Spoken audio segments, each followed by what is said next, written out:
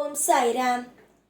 என் அன்பு செல்லமே, என்னுடைய அழகான தங்கமே, மனம் வலிக்கிறதா? எதையுமே வெளியில் சொல்ல முடியவில்லையா? எல்லாரையும் தலையில் தூக்கி வைத்து கொண்டாடினாய். எல்லாரும் உன்னை இப்பொழுது அப்படியே தூக்கி போட்டு உடைத்து விட்டார்களா? அப்படித்தான். காரணம், நீ செய்த விஷயங்கள் அப்படி. பணம் இருக்கும் பொழுது எல்லாரும் உன்னோடு இருந்தார்கள். எல்லா உறவுகளும் இருந்தது. ஆனால் இப்பொழுது இல்லை. எல்லா உறவுகளும் உன்னிடம் சண்டை போட ஆரம்பித்து விட்டார்கள். உன்னுடைய வாழ்க்கையை யாருமே உனக்கு நிம்மதியாக தரவில்லை. பணம் இருக்கும் பொழுது உறவு முறையை கூப்பிட்டவர்கள் இப்பொழுது உனக்கு பின் பெயரை சொல்லி கூப்பிடுகிறார்கள். அந்த உன்னுடைய பெயரை சொல்லி கூப்பிட்டால் பரவாயில்லை, அவள் இவள் என்று கூப்பிடுகிறார்கள். பணம் இருக்கும் பொழுது உறவு முறை சொன்னார்கள். பின்னாடியே கூட மரியாதை இருந்தது. இப்பொழுது பணம் இல்லாமல் போனதோடு பதவி எதுவும், அதாவது அவர்களிடம் அந்த மரியாதையும் குறைந்து விட்டது. என்ன, சரியாகத்தானே சொல்கிறேன்? உன்னுடைய வாழ்க்கையில் அதுதானே நடந்து கொண்டு இருக்கிறது. நீ எதிர்பார்த்தது உன்னுடைய வாழ்க்கையை புரட்டி போட்டது. நீ என்ன விஷயம் செய்தால் நன்றாக இருப்போம் என்று நினைத்தாயோ அந்த விஷயம் நடக்கவில்லை. அது நான் ஒரே ஒரு விஷயத்தை மட்டும் என்று சொல்கிறேன். அது இன்று நடக்கவில்லை. நீ சொல்லலாம், அது நடந்திருந்தால் நான் நன்றாக இருந்திருப்பேன், எனக்கு எந்த விதமான கஷ்டங்களும் வந்திருக்காது என்று. உண்மைதான். இல்லை என்பதை எல்லாம் நான் கூறவே இல்லை. உன்னுடைய வாழ்க்கையில் நீ எதிர்பார்த்தது நடந்திருந்தால் நன்றாக இருந்திருக்கும். ஆனால் அது நடக்காது என்று எந்த இடத்திலேயும் நான் கூறவே இல்லையே. எல்லா இடத்திலேயும் உனக்கு நீ கேட்டது, மன தூய்மையோடு கேட்டது கிடைக்கும் என்றுதான் சொல்கிறேன். யோசித்துப்பார். நீ ஏதாவது ஒரு விஷயத்தை கேட்பாய், ஆனால் அந்த நேரத்தில் கிடைக்காது. அதைவிட மாறுதலான வேறொரு நேரத்தில் கிடைக்கும் பொழுது அது எவ்வளவு பெரிய ஒரு நல்ல காரியங்களாக இருந்திருக்கிறது என்று பார். அப்படித்தான் உன்னுடைய வாழ்க்கையில் சில நேரத்தில் உனக்கு கேட்டது கிடைக்கவில்லை, ஆனால் இனிமேல் கேட்டது கிடைக்கும் நேரம் இது. வளர்ச்சிகளை குறைக்கும் நேரம் அல்ல. உன்னுடைய வளர்ச்சிகள் ஒவ்வொன்றும் இன்னும் அதிகரித்து உன் உறவுகளுக்கு மத்தியில் தலை நிமிர்ந்து வாழும் நேரம். எனக்கு வயதாகிவிட்டது, இதற்கு பிறகு நான் எப்படி நன்றாக இருக்கப் போகிறேன்? என்னுடைய வாழ்க்கையில் நான் எப்படி இதற்கு பிறகு நன்றாக இருப்பேன்? நானே இன்னொருவருடைய தயவில் இருக்கிறேன், எனக்கு எப்படி நான் இனிமேல் நன்றாக இருப்பேன் என்றால் நீ நினைக்கலாம். ஒரே ஒரு விஷயத்தை மட்டும் கூறட்டுமா?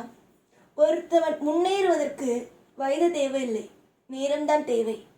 ஒருவனுடைய கடைசி நிமிஷத்தில் கூட அவன் திடீர் என்று பணக்காரன் ஆகலாம். அவனுடைய வாழ்நாள் முடிய போகும் காலத்தில் கூட பணக்காரன் ஆகலாம். அது எல்லாம் யாராலும் சொல்ல முடியாது. ஆனால் உனக்கு அவ்வளவு நாளெல்லாம் ஆகாது. கூடிய விரைவில் உனக்கு உன் யோகம் வந்து சேர ஆரம்பிக்கும். நிறைய மன உளைச்சல்கள் மட்டுமே அனுபவித்த உன் வாழ்வில், உன் வாழ்க்கையில் துக்கங்களை மட்டுமே அனுபவித்த உன்னுடைய வாழ்க்கையில் இதற்கு பிறகு அந்த துக்கங்கள், அந்த பாரங்கள் எதுவுமே இல்லாமல் நான் ஆக்குவேன் பார். அப்பொழுதுதான் நீ நம்புவாய் உன் வாழ்க்கை ஆனது அழகாக மாறி இருக்கிறது என்று.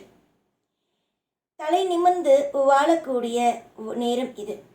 தலை நிமிர்ந்து வாழக்கூடிய இந்த நேரத்தில் எப்பொழுதுமே அமைதியாக இருந்தால் போதும். நிறைய வெறுப்புகள் இருந்தது, நிறைய பாரங்களும் இருந்தது.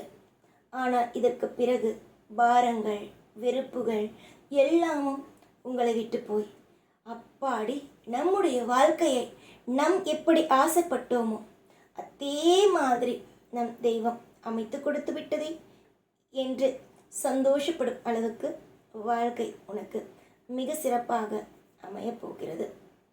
என்னதான் உனக்கு குழப்பமோ, எந்த குழப்பமாக இருந்தாலும் உனக்கு நான் இருக்கிறேன் என்ற நம்பிக்கையை மட்டும் உருவாக்கிக்கொள். புதுசாக உன்னுடைய வாழ்க்கையில் பிரச்சனை வந்தது, அது எல்லாம் சரியானது. இதற்கு பிறகு புது பிரச்சனை வராது. இருக்கும் பிரச்சனைகள் சரியாகி நீ முன்னுக்கு வருவாய்.